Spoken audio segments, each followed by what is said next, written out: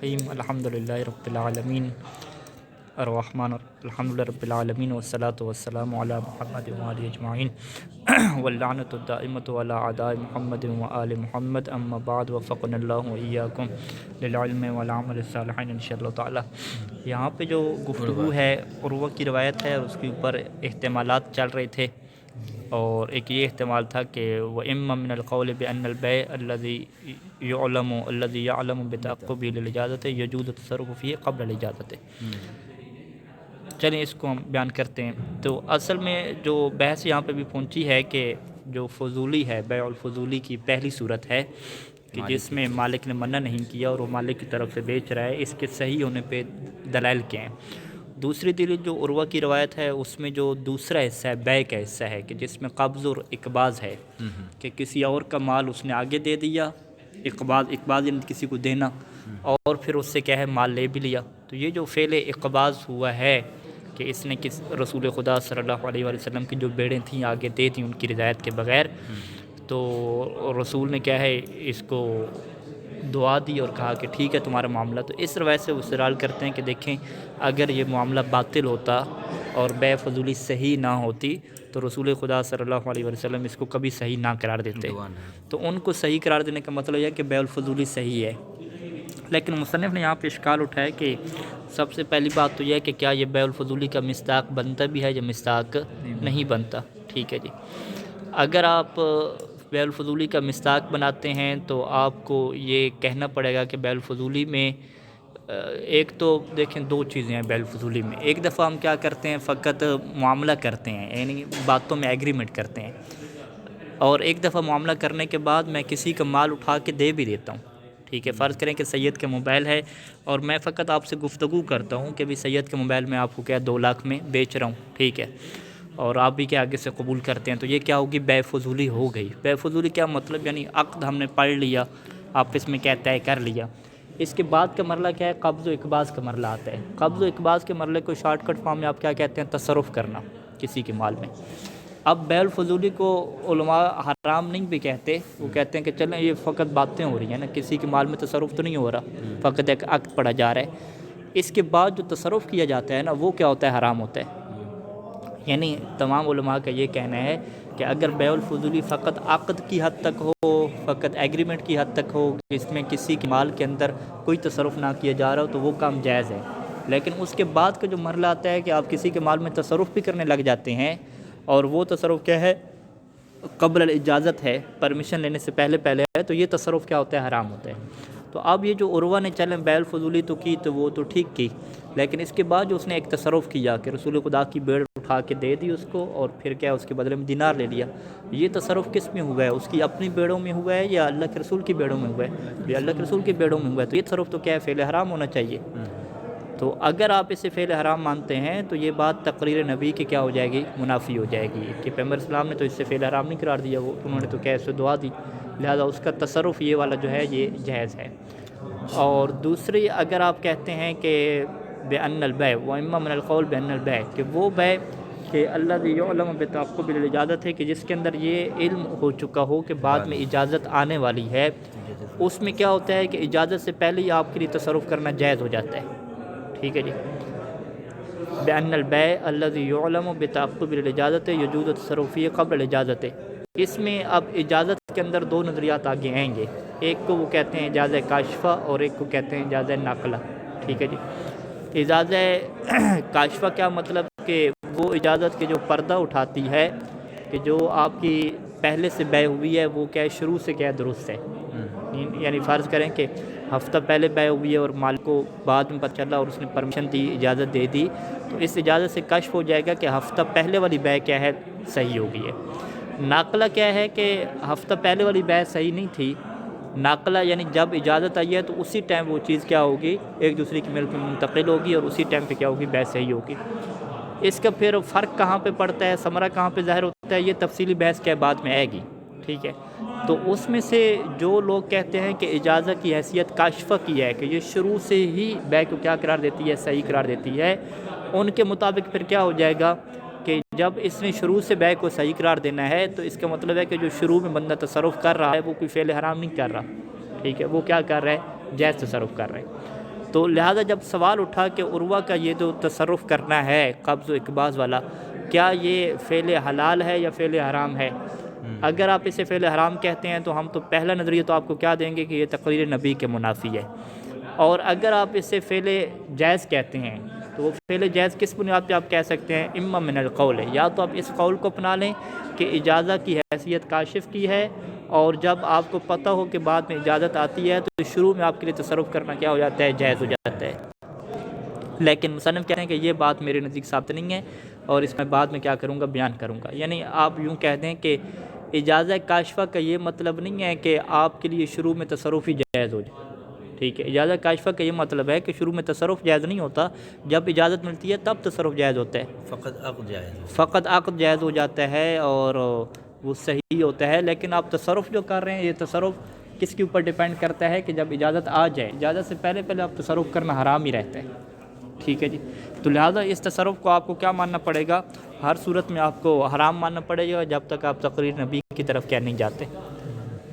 بہرحال یہ ایک بحثی جو مکمل ہوئی، اور فیدور الامر بین ثالث و رابع، اب یہاں پہ کیا بحث پہنچی ہے؟ اب مصنف کہتے ہیں کہ اس روایت کا جو معاملہ دائر ہے وہ تیسرے اور چوتھے میں کیا ہو جائے گا؟ دائر ہو جائے گا، کہ جب آپ تصرف کو جائز قرار دے رہے ہیں اور وہ تقریر نبی کے منافی نہیں ہے، اور جو اجازت والی آپ دلیل لے کر آ رہے ہیں اسے ہم مانتے نہیں ہیں، تو لہٰذا یہ جب تصرف جائز ہے تو بے فضولی میں جو تصرف ہوتا ہے وہ حرام ہوتا ہے۔ تو یہ تو بے فضولی میں تصرف جائز ہو گیا، تو اب آپ کے پاس دو ہی آپشن ہے کہ یا تو آپ اسے بے فضولی سے نکالیں، ٹھیک ہے، فیدور الامر بین ثالث۔ تیسرا احتمال کیا ہے کہ وَهُوَ جَعْلُ هَذَا الْفَرْدِ مِنَ الْبَيْعِ وَهُوَ الْمَقْرُونُ بِالرِّضَا خَارِجًا عَنِ الْفُضُولِ، جَعْلُ هَذَا الْفَرْدِ مِنَ الْبَيْعِ خَارِجًا عَنِ الْفُضُولِ۔ تیسرا احتمال کیا ہے کہ یہ جو بیع کا فرد ہے اسے آپ فضولی سے خارج کریں۔ کون سا بیع کا فرد؟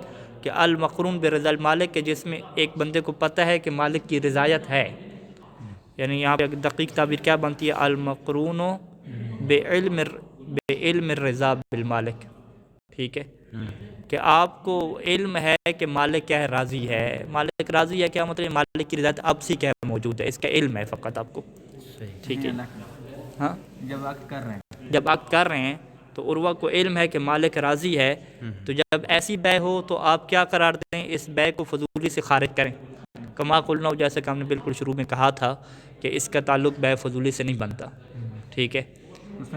ہاں، یہ فیدور یہ نتیجہ کس بات کا نکالا؟ یہ نتیجہ اس بات کا نکالا کہ بیع فضولی کے بعد تصرف حرام ہوتا ہے، اور یہاں پہ تصرف کیا ہو رہا ہے؟ جائز ہو رہا ہے، اور وہ جائز کس بنیاد پہ ہو رہا ہے؟ تقریر نبی کی بنیاد پہ ہو رہا ہے۔ تو جب یہ جائز تصرف ہو رہا ہے تو لہٰذا یہ بیع فضولی نہیں ہونی چاہیے، فیدور، بس آپ اسے بیع فضولی سے یا تو خارج کریں، کیونکہ بیع فضولی ہوتی تو تصرف کیا ہوتا؟ حرام ہوتا، جبکہ یہ تصرف کیا حرام نہیں ہے۔ یہ فعلی میں آئے گا جب بیع فضولی سے اب اس کو نکال ہاں، دیں گے۔ احسنتم، اس سے کیا کہیں گے؟ صحت فعلی، یعنی ابھی سے معاملہ کیا ہو گیا؟ صحیح ہو گیا، یعنی اجازت معلق نہیں، اس کو ہاں، شروع بعد سے میں معلق اجازت دینے کی ضرورت نہیں ہے، ٹھیک ہے جی۔ ورابین،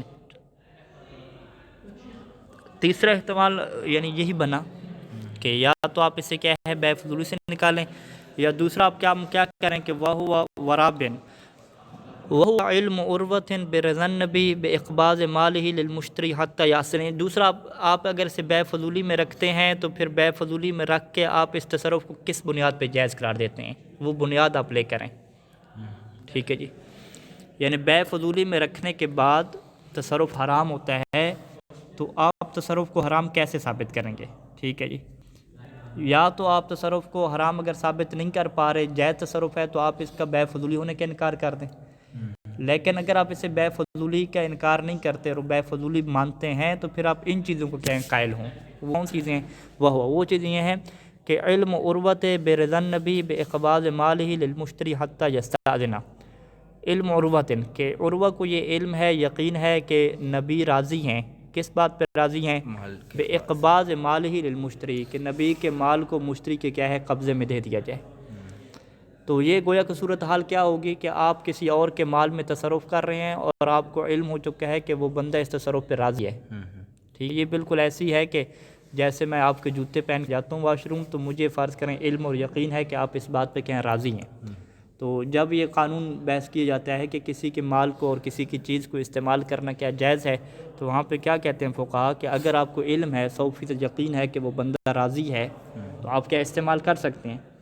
تو آپ نے ہم سے یہ پوچھا کہ یہ بے فضولی ہے، تو جب بے فضولی ہے تو بعد والا تصرف حرام ہونا چاہیے، وہ حرام کیوں نہیں ہو رہا؟ تو ہم کہتے ہیں وہ حرام اس وجہ سے نہیں ہو رہا کیونکہ عروہ کو علم ہے۔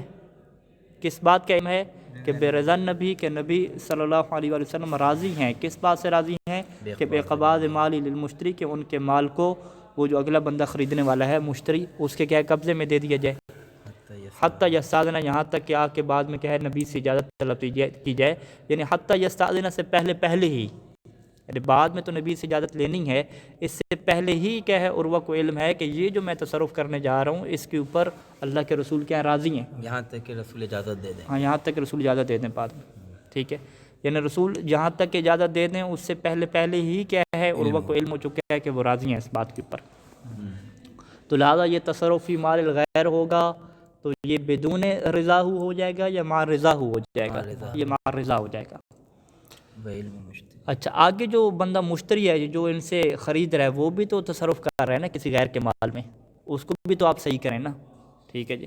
ایک تو عروہ نے کیا کیا، اللہ کے رسول کی بیڑ اٹھا کے اس سے دے دی، وہ بھی تو قبض کر رہا ہے، لے رہا ہے، تو وہ اس کو تو یہ نہیں معلوم ہے نا کہ یہ کسی اور کا ہاں۔ مال ہے۔ اب وہ کہتے ہیں کہ اگر اس کو معلوم نہ ہو تو یہ بے فضولی بنتی ہے، یعنی کہتے ہیں کہ وعلم المشتری بکون البیع فضولیا، مشتری کو چونکہ یہ علم ہے کہ یہ بے کیا ہو رہی ہے، فضولی ہو رہی ہے۔ بے فضولی کیا مطلب، یعنی مشتری کو بھی یہ علم ہے کہ عروہ کی اپنی بیڑیں نہیں ہیں، ٹھیک ہے۔ حتیٰ یکون دفع الثمن بید البیع علی وجہ الامانت، یعنی مشتری کا یہ علم کہ بے کیا ہے فضولی ہے، یہ علم کیا ہوتا ہے، حتیٰ یکون دفعہ للثمن بید البیع علی وجہ الامانت، یہاں تک کہ اب یہ جو ثمن دے رہا ہے نا بے کے ہاتھ میں، یہ کیا ہو جائے گا، علی وجہ الامانت ہو جائے گا۔ یعنی دیکھیں جب عروہ جو 1 دینار لے رہا ہے اسے، نہیں ہاں عروہ جو 1 دینار لے رہا ہے اور وہ دے رہا ہے، تو یہ عروہ کو جو مشتری دینار دے رہا ہے 1 دینار، کیا یہ عروہ کی ملک میں دے رہا ہے؟ کہتے ہیں کہ نہیں، یا اس سے امانت کے طور پہ دے رہا ہے کہ یہ اس کے لیے امانت ہے جس کی یہ بیڑ ہے، ٹھیک ہے۔ جب وہ اجازت دے گا تب، ہاں یعنی آپ یوں بنائیں کہ جب مجھے پتہ ہے کہ آپ جو ہے وہ سید کا موبائل مجھے دے رہے ہیں، تو مجھے پتہ ہے کہ آپ تو اس موبائل کے مالک نہیں ہیں، آپ تو کیا فضولی ہیں، آپ کا تو اس کے ساتھ کوئی تعلق نہیں ہے، تو اب جو میں آپ کو پیسہ دوں گا وہ میں آپ کی ملک میں نہیں دے رہا، ٹھیک ہے، کیونکہ مجھے علم ہو چکا ہے کہ یہ موبائل آپ کی نہیں ہے، تو پھر میں پیسہ آپ کو کیوں دے رہا ہوں، وجہ کیا ہے؟ میں پیسہ فقط اس نیت دے رہا ہوں کہ یہ آپ کے ہاتھ میں امانت رہے گی اور سید آ کے کیا ہے آپ سے لے لیں گے۔ تو اب یہ جو مشتری ہے کہ جو بیڑ خرید رہا ہے، اسے جب پتہ ہے کہ یہ بیڑ کیا ہے کسی اور کی ہے، مالک کوئی اور ہے، تو وہ پیسہ کیوں اسے دے رہا ہے؟ آپ کہہ رہے ہیں کہ وہ پیسہ کیا امانت کے طور پہ دے رہا ہے، وَإِلَّا اگر امانت کے طور پہ آپ نہیں کہتے تو فَالْفُضُولِ لَيْسَ مَالِكًا وَلَا وَكِيلًا، یہاں تو فضولی جو ہے نہ ہی یہاں پہ وہ مالک ہے اور نہ ہی کیا ہے اگلے نے اسے وکیل بنا کے بھیجا ہے، یعنی عاقد، عاقد جو ہے وہ عروہ، تو وکیل تو ہے نا، وکیل بھی نہیں ہے نا، اگر امانت نہیں مانی وہ وکیل پہلے کام میں تھا کہ آپ خریدو، بیچنے میں تو وکیل نہیں تھا نا۔ آپ یوں کہیں کہ ولا وکیلاً فی البیع، اس بات میں تو وکیل نہیں تھا نا، فقط 1 دینار دیا تھا، وکیل بنایا تھا کہ آپ ہماری طرف سے بیڑ خرید کے لائیں، اب جب اس نے خرید نہیں پھر بعد میں دوبارہ بیچنا بھی اس نے شروع کر دیا، اس میں وکیل نہیں، اس میں وکیل نہیں تھا، فلا یستحق قبض المال، ٹھیک ہے۔ جب نہ ہی وہ مالک ہے نہ ہی وکیل ہے تو فلا یستحق قبض المال، تو وہ مال قبض کرنے کا مستحق ہی نہیں ہے کہ وہ مال کو کس طریقے سے اپنے پاس کیا ہے لے لے۔ اچھا جی، فَلَوْ كَانَ الْمُشْتَرِي عَالِمًا، اور اگر مشتری اس بات سے علم رکھتا ہے کہ یہ جو بندہ ہے یہ فضولی نہ ہی مالک ہے نہ ہی وکیل ہے، تو فَلَهُ، تو اس کے لیے شرعی طور پہ یہ کام تبھی جائز ہوگا کہ أَن يَسْتَأْمِنَهُ عَلَى الثَّمَنِ، أَن يَسْتَأْمِنَهُ کہ أن يَسْتَأْمِنَ الْفُضُولِيَّ، کہ وہ اس فضولی کو امین بنائے۔ استامن یستامن کا مطلب ہوتا ہے اگلے کو امین بنانا، یعنی مشتری عروہ کو امین ہاں فلو، تو مشتری کے لیے کیا آپشن بچتا ہے جواز کا، شرعی طور پہ کیا جواز کا کہ ان یستأمنہ، کہ وہ مشتری کو امین بنائے، کس کے اوپر، ثمن کے اوپر امین بنائے، حتی ینکشف الحال، یہاں تک کہ صورت حال کیا ہو جائے، منکشف ہو جائے، اذن مل جائے، ہاں اذن مل جائے، اگر اذن نہ ملے تو یہ امانت ہے، پھر یہ واپس لے لے گا، بیڑ اسے واپس کر دے گا، اگر وہ راضی نہ ہو، ہاں اگر راضی نہ ہو تو یہ سسٹم ہوئے گا۔ صحیح، یہ اس صورت میں جب مشتری کو یہ معلوم ہے کہ اس کی ہاں یہ مشتری جب معلوم ہوگا، معلوم ہونے کی صورت میں وہ کیسے جائز والا تصرف کرے گا؟ آپ اگر نہیں معلوم ہے تو اس کے لیے بے ہاں فضولی نہیں ہے نا، پھر تو ویسے ہی جائز ہے نا، تصرف سے اس کے پتہ لیے ہی یہ نہیں نہیں ہے۔ ٹھیک ہے۔ بخلاف ما لو کان جاہلا، اس بات کے برخلاف کہ اگر وہ جاہل ہوتا، اگر وہ جاہل ہوتا تو پھر تو وہ تصرف کیا ہے، وہ جائز حرام ہے۔ کاری نہیں رہا نا، وہ تو جاہل ہے، وہ تو یہ سمجھ رہا ہے کہ اس کا کیا اپنا مال ہے، مالک ہے۔ ٹھیک ہے جی۔ تو لہٰذا یہاں پہ اگر آپ دونوں بندوں کے تصرف کو ٹھیک اور جائز قرار دینا چاہتے ہیں بے کو فضولی رکھ کے، اس میں یعنی یعنی آپ یہ کہیں کہ یہ بے فضولی ہو رہی ہے، اگلے کو بھی پتہ ہے بے فضولی ہے، فضولی سے کیا کہتے ہیں، من طرفین، ٹھیک ہے، کہ وہ بھی فضولی طور پہ خرید رہا ہے اور یہ بھی فضولی طور پہ بیچ رہا ہے، ٹھیک ہے جی۔ تو یعنی ہم یوں سوال اٹھاتے ہیں کہ دو بندے آپس میں بیع کر رہے ہیں، دونوں کو پتہ ہے کہ بیع فضولی ہو رہی ہے، اب بیع فضولی میں تو کیا ہوتا ہے، تصرف حرام ہوتا ہے، ٹھیک ہے۔ اب آپ اس تصرف کو کوئی حلال کرنے کا طریقہ بتائیں، ٹھیک ہے جی۔ وہ جو اوپر آپ نے طریقہ بتایا کہ اللہ کے رسول جو ہیں وہ راضی ہیں، اس طریقے سے تو کیا کشف ہوتا ہے کہ یہ بیع فضولی کا مصداق ہی نہیں بنتا، یہ تو کیا سیدھی سیدھی بیع ہو جائے۔ اگر آپ اسے بیع فضولی بناتے ہیں تو پھر ہمارے سامنے کوئی طریقہ پیش کریں کہ یہ والے تصرف کیا ہونے چاہیے، جائز ہونے چاہیے۔ اگلے کہتے ہیں بالکل یہ طریقہ موجود ہے، ہاں جی پہلے والی بیع فضولی میں آ جائیں، یہ جو دوسرے کا مال بیچ رہا ہے بھیڑ، تو اس کا یہ بیچنا کیسے حرام ہے؟ ہم کہتے ہیں بھئی یہ اللہ کے رسول کی بھیڑ میں تصرف کر رہا ہے، تو کسی کے مال میں تصرف کرنا جائز ہو جاتا ہے اگر اس کو یقین ہو کہ وہ بندہ کیا راضی ہے، تو اس کا تصرف کیا ہو گیا، مال غیر میں جائز ہو گیا۔ اگلا سوال ہوگا کہ بھئی وہ جو مشتری ہے اگر اسے پتہ ہوا کہ یہ فضولی ہے، پھر اس کا تصرف آپ کیسے جائز کریں گے؟ ہم کہتے ہیں اگر اسے پتہ ہوگا کہ فضولی ہے تو وہ بطور امانت کے پیسے رکھے گا، اور بطور امانت کے کیا وہ بھیڑ اپنے پاس رکھے گا۔ لیکن بعد میں علم ہونا ضروری ہے، پھر وہ بھی تصرف اگر علم ہے تو تبھی فضولی بنے گا نہیں نا۔ بعد میں جیسے تھوڑی امانت ابھی رکھ رہا ہاں ہے، بعد امانت رکھے تو حتی ینکشف الحال، تو حتی ینکشف الحال تک امانت کا کیا مطلب ہوتا ہے کہ صورتحال کیا ہے معلوم ہو جائے، صورتحال اگر جب تک اس کو صورتحال معلوم نہ ہو تصرف نہیں کرے گا پھر بھی ہاں وہ امانت کے طور پہ رکھے گا، امانت میں کیا تصرف نہیں کر سکتا، بھیڑ کو۔ ہاں امانت میں تصرف نہیں، یہ دوسرے مورد میں پہلے مورد میں تصرف کر سکتا ہے۔ ہاں پہلے والا لو مورد، کانا جاہلن، ہاں اگر جاہل ہے وہ تب تو آگے نہیں ہاں عروہ والے، عروہ، جب یہ وکیل نہیں ہوگا عروہ، ہاں اگر عروہ وکیل ہم اس کو مان لیتے ہیں تو پھر تو وہ تصرف کر سکتا ہے نا، کیونکہ 100% جب یقین وہ ہو تو بے چاہے بائع فضولی ہو سے یا ہی مشتری خارج ہو، ہو گیا نا۔ نہیں تو تصرف نہیں جائز وہ جو ہوگا۔ نہیں نہیں عروہ نے جو شروع میں معاملہ کیا ہے نا، سب سے پہلے خریدی ہیں بھیڑیں، اس کی بحث تو نہیں ہو رہی نا، دوسری بات دوسری بحث ہو رہی ہے نا بیچنے کی۔ نہیں اگر ہم اس کو امانت والا مان لیں، ہم اس میں بات دوسرا کر جو رہے ہیں۔ مشتری ہے، دوسرا مشتری جو ایک بھیڑ کیا ہے خرید رہا ہے، وہ جو ایک بھیڑ خرید کے اپنے پاس بھیڑ رکھ رہا ہے اور اس کو دینار دے رہا ہے، اگر اسے فضولی ہونے کا پتہ ہے تو وہ کس طرح سے حلال کام کر رہا ہے، تصرف کیسے حلال کر رہا ہے؟ ہم کہیں گے کہ وہ تو فقط اسے امین بنا رہا ہے، تو کیا کسی کو امین بنا اپنے مال پہ اور دوسرے کے مال کو امانت کے طور پہ اپنے پاس رکھ لینا، کیا یہ حرام کام تھوڑی ہوتا ہے؟ یہ حرام کام تو نہیں ہوتا۔ تو لہٰذا اگر آپ دوسرے بندے کو فضولی بناتے ہیں تو پھر بھی یہ جواز کا رستہ موجود ہے، اور وہ اگر آپ فضولی بناتے ہیں تو اس کے لیے بھی جواز کا کیا رستہ یہ والا موجود ہے کہ اسے علم ہے کہ اللہ کے رسول اسے اقباس پہ کیا راضی ہیں۔ چوتھا جو امر ہے یہ چوتھا امر ہے۔ اس چوتھے مسئلے کا کیا مطلب ہوتا ہے کہ آپ اس سے فضولی سے خارج نہ کریں، فضولی کے اندر ہی رکھیں۔ آپ فضولی کے اندر رکھیں گے تو یہ سوال ہوگا کہ عروہ بھی فضولی ہے اور اگلا بندہ بھی فضولی، دونوں فضولی آپ بناتے ہیں؟ ہم کہتے ہیں بالکل دونوں فضولی بنا لیں، پھر بھی دونوں کا تصرف کیا رہے گا، جائز رہے گا، صحیح۔ ٹھیک ہے جی۔ اگر وہ اگلا بندہ اگر جاہل ہے تو پھر تو وہ فضولی نہیں بنے گا نا۔ فضولی کا مطلب کیا ہوتا ہے کہ اگلے بندے کو پتہ ہو کہ یہ دوسرے کا مال ہے، تبھی فضولی بنتا ہے نا۔ تو اگر وہ جاہل ہو گیا تو یہ تو فضولی بنے گی نہیں۔ آپ نے کیا بنانا ہے، فضولی بنانے کے بعد بھی کیا بنانا ہے، جائز بنانا ہے نا۔ تو ینکشف والی صورت، ہاں یہ والا صورت تعلق ہے۔ پھر جائز کیسے بنے گا کہ وہ امانت کے طور پہ کیا کرے، ڈیلنگ کرے اگلا بندہ۔ اب مصنف اگر اس دوسرے احتمال کو مان لیں تو پھر وہ مصنف کا پہلا جو دعویٰ ہے کہ آپ اسے فضولی سے خارج کریں وہ باطل ہو جائے گا نا، پھر فضولی بن جائے گا۔ پھر یہ فضولی بن جائے گی۔ جب یہ روایت فضولی کے مورد میں بن جائے گی تو پھر کیا ثابت ہو جائے گا کہ اس روایت کے تعلق فضولی کی صحت سے ہے۔ جب عروہ کی روایت کا تعلق فضولی کی صحت سے ہے تو اس سے استدلال پھر صحیح ہو جائے گا فضولی کی صحت پہ، جبکہ مصنف شروع سے کیا کہہ رہے ہیں کہ بھئی عروہ کی روایت سے فضولی کی صحت پہ استدلال درست نہیں ہے، ٹھیک ہے۔ تو مصنف نے دو وجہ آپ کے سامنے رکھی کہ یا تو تقریر نبی کی وجہ سے اس کو آپ فضولی سے خارج کریں، اگر آپ فضولی میں رکھتے ہیں تو پھر آپ ثابت کریں کہ یہ والے تصرفات جائز ہیں، فضولی میں رکھ کے تصرفات کو کیا کریں، جائز ثابت کریں گے۔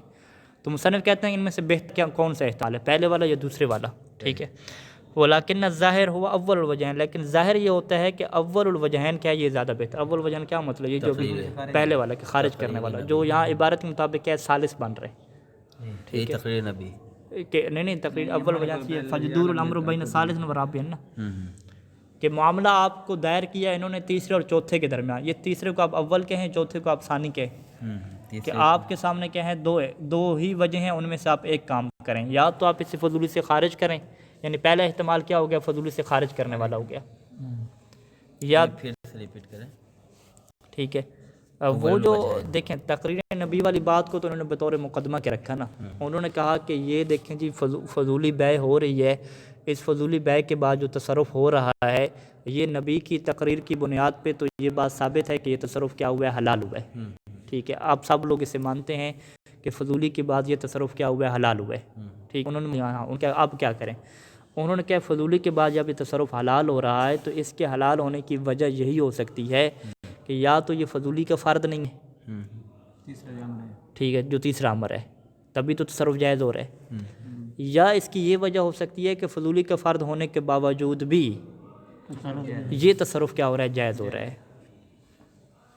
ٹھیک ہے، تو آپ ان دونوں میں سے کون سے آپشن کو اپناتے ہیں؟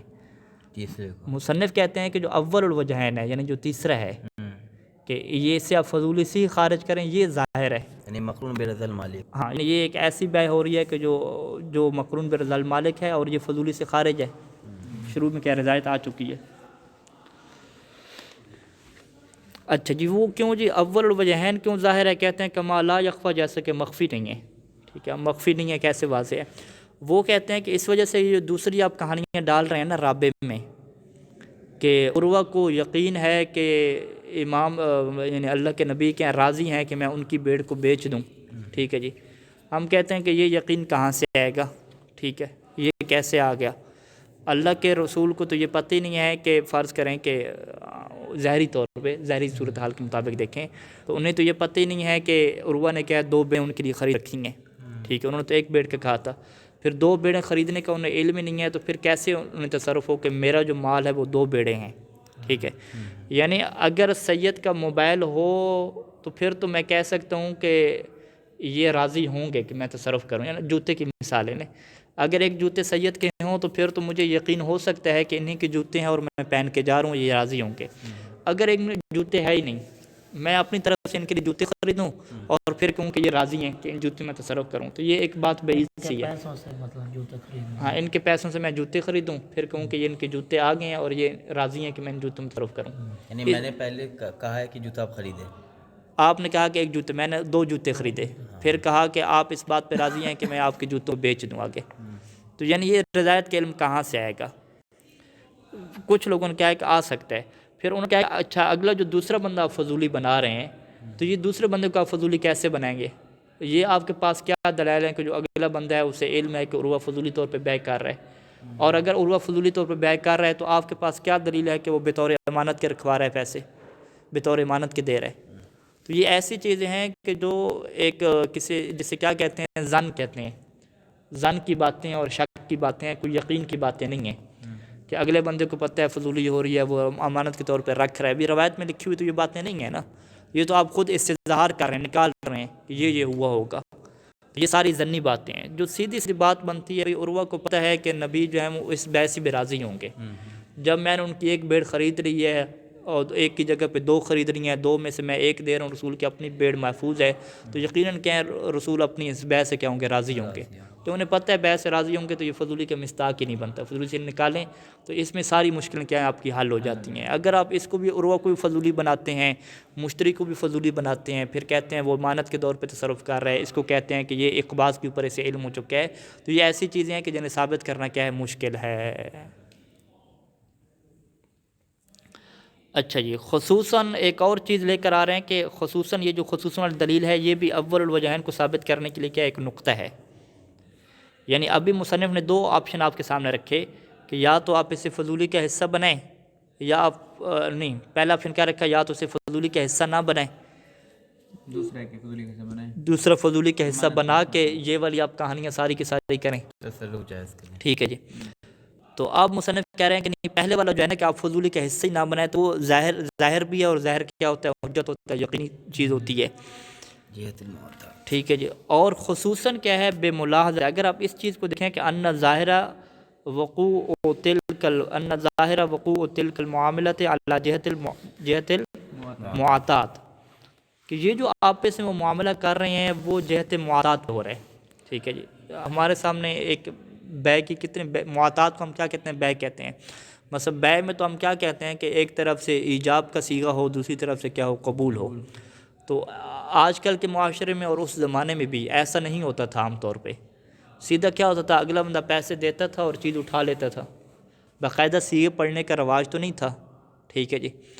تو لہٰذا ظاہری صورتحال کیا ہو رہی ہے کہ عروہ نے جو ایک بھیڑ بیچی، اس میں اگرچہ لفظ بے آیا ہے، لیکن اس بے سے مراد کیا ہے؟ وہ لفظوں والی بے نہیں ہے. اس بے سے مراد کیا ہے؟ بے معاتاتی ہے. ٹھیک ہے جی. آپ کہیں کہ اچھا بے معاتاتی ہے تو پھر کیا ہو گیا؟ ہم کہہ رہے ہیں کہ بے معاتاتی کے صحیح ہونے کا معیار ہم نے کیا بتایا ہے؟ بے معاتاتی کے صحیح ہونے کا معیار یہ ہے کہ ایک دوسرے کی چیز دوسرے کے پاس پہنچ جائے. میری چیز آپ کے پاس پہنچ جائے اور آپ کی چیز میرے پاس پہنچ جائے اور ہم راضی ہو جائیں، تو یہ کیا ہو جاتی ہے؟ بے معاتات ہو جاتی ہے. اچھا جی. یہ بے معاتات ہوتی ہے تو یہ پھر فضولی کیوں نہیں بنتی؟ کہتے ہیں کہ یہ فضولی نہیں بنتی. کیوں نہیں بنتی؟ کیونکہ بے معاتات میں کیا ہے کہ اگر فرض کریں ہوا چلی، فرض کریں ہوا چلی یا کسی جانور پہ کیا ہے، آپ کا سامان تھا اور میرا سامان تھا، وہ جانور بھاگ کے آپ کے پاس چلا گیا، میرا سامان آپ کے پاس ٹرانسفر ہو گیا، آپ کا میرے پاس آ گیا. ٹھیک ہے جی. اور بعد میں ہم دونوں راضی ہو گئے، ٹھیک ہے جی، جو میرے پاس سامان آیا میں اس کو بیچ دیتا ہوں اس سامان کے بدلے میں جو آپ کے پاس آ چکا ہے. ٹھیک ہے. تو یہ بے معاتاتی کیا ہو جائے گی؟ صحیح ہو جائے گی. بے معاتاتی میں مین نقطہ کیا ہے کہ ایک دوسرے کے وزین کیا ہے، ایک دوسرے کی طرف پہنچ جائے، اور پہنچنے کے اوپر کیا ہے، دونوں کیا ہو جائیں؟ راضی ہو جائیں. تو اس سے سب لوگ کیا کہتے ہیں؟ بے فضولی کوئی بھی نہیں کہتا. اس سے سب لوگ کیا کہتے ہیں؟ بے معاتاتی کہتے ہیں. جب بے یہ معاتاتی ہے تو پھر عروہ کا کیا کردار ہوگا؟ ہم کہیں گے عروہ کا وہی کردار ہے جو ایک حیوان کا یا ایک ہوا کا کردار ہوتا ہے، پہنچانے والا. کہ عروہ نے تو کیا کیا؟ ادھر کا مال ادھر پہنچا دیا، ادھر کا مال ادھر پہنچا دیا، اور وہ جو اگلا مشتری تھا وہ بھی راضی ہے اور اللہ کے پیغمبر بھی راضی ہوگی. تو یہ تو کیا ہوگی؟ بے معاتات ہوگی. تو اب عروہ کو آپ فضولی کہیں نہیں. عروہ کا کردار ایک ہوا کا کردار ہے، ایک جانور کا کردار ہے، ایک وسیلہ ہے کہ وہ دوسروں کا وزن کیا ادھر ادھر پہنچا رہا ہے. اس میں کسی قسم کوئی بے ہی نہیں ہو رہی کہ یہ کہہ رہا ہو کہ بے تو، اگلا کہہ رہا ہو کہ اشترائی تو، یہ کہہ رہا ہے کہ یہ سامان رکھو اور وہ دے دو بس. ٹھیک ہے. تو اس کا مطلب کیا ہے کہ ٹرانسفر والا کام ہو رہا ہے. جب ٹرانسفر والا کام ہو رہا ہے تو یہ بے معاتاتی ہو رہی ہے. جب بے معاتاتی ہو رہی ہے تو اسے آپ بے فضولی کا حصہ ہی نہیں بنا سکتے. لہٰذا یہ جو رابع والا آپ کا احتمال تھا نا کہ آپ کہہ رہے تھے نہیں جی نہیں یہ بے فضولی رہے گی اور اگلے تصرف کیا ہو جائیں گے؟ جائز ہو جائیں گے. یہ آپ کا تب درست بن سکتا تھا کہ جب باقاعدہ طور پہ لوگ ایگریمنٹ کر رہے ہوں اور بے ہو رہی ہو، بے تو اشترائی تو کسی کے جاری ہو رہے ہوں. لیکن یہاں تو بے تو اشترائی تو کسی کے جاری نہیں ہو رہے، فقط کیا ہو رہی ہے؟ معاتات ہو رہی ہے. عطاد یہ دے رہا ہے اور وہ کیا لے رہا ہے بس. ٹھیک ہے. جب لین دین کا معاملہ اس طریقے سے چلتا ہے تو اسے آپ کیا کہتے ہیں؟ بے معاتاتی کہتے ہیں. بے فضولی اسے آپ نہیں کہتے. اگر سوال ہو کہ پھر عروہ کا کیا کام درمیان میں؟ اگر بے معاتاتی ناقل ہے، بس ایک وسیلہ ہے ٹرانسفر کرنے کا، ہوا کی طرح، بچے کی طرح، جانور کی طرح، یہ کہتے ہیں آپ. یعنی سوال اس نوعیت کا ہوگا کہ وہ عروہ یہاں پہ کیا ہے؟ ہاں عروہ کی حیثیت یہاں پہ فضولی کی نہیں ہے. اگر اسے فضولی کہا جا رہا ہے تو وہ ایسے مجازن کہا جا رہا ہے، وگرنہ اس کی ساری حیثیت ناقل کی ہے، عاقد کی حیثیت اس کی نہیں ہے. فضولی تو کیا ہوتا ہے؟ هو العاقد الکامل، اسے یوں کہتے ہیں نا کہ عقد کرنے والا ہوتا ہے. یہاں تو عروہ فضولی بنے ہی نہیں ہے. اس کی حیثیت تو کیا ہے؟ ناقل کی ہے، ٹرانسفر کرنے کی ہے. خصوصاً بملاحظت ان ظاہرہ کے ظاہری صورتحال کیا ہوتی تھی کہ یہ جو معاملہ ہے وہ جہت معاتات پہ واقع ہوا ہے.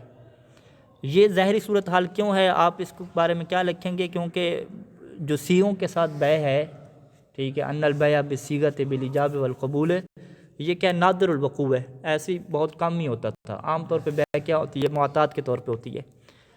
وقت تقدمہ، اور معاتات کی بحث پہلے گزر چکی ہے، اور یہ بات پہلے گزر چکی ہے کہ ان المناط فیہا، کہ معاتات میں معیار کیا ہوتا ہے صحیح ہونے کا؟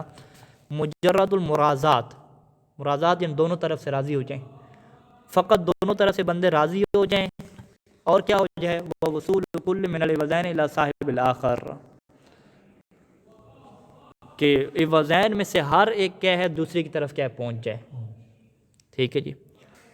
وحصولہ عندہ باقباض المالک او غیر وحصول عندہ اور حصول کل من العوضین عند صاحب الآخر. ٹھیک ہے، وصول اور حصول ایک ہی بات ہے. وہ کیا تفسیر یہ ہے کہ عوضین میں سے ہر ایک کیا ہے دوسرے کی طرف پہنچ جائے اور دوسرے کے لیے دوسرے کے پاس کیا ہو جائے، حاصل ہو جائے. اب اس حاصل ہونے کے اسباب کیا ہوں؟ ولو کان صبیا او حیوان. ٹھیک ہے، پہلا سبب باقباض المالک، یا تو مالک خود ہی کیا ہے اگلے کے قبضے میں دے دے. ٹھیک ہے، جس طرح عام طور پہ ہو رہا ہے کہ میں اپنے پیسوں کا مالک ہوں، میں اگلے کے قبضے میں دیتا ہوں، اور اگلا بھی مالک ہے وہ کیا ہے میرے قبضے میں چیز دے دیتا ہے. یہ جو عام طور پہ عادی کیا ہے یہ سبب پایا جاتا ہے. یا تو یہ سبب ہو، ٹھیک ہے جی، او غیر ہی، یا مالک کے علاوہ کوئی اور بندہ کیا کرے ان کے سامان کو ٹرانسفر کر دے، یہ وزین کو کیا ہے ایک دوسرے کی طرف کیا کر دے، ٹرانسفر کر دے. اب یہ غیر کیا ہو؟ ہم کہتے ہیں کہ وہ کانا صبیہ، اگرچہ یہ کیا ہے چھوٹا بچے کی نہ ہو کہ جس کی بحث صحیح نہیں ہوتی.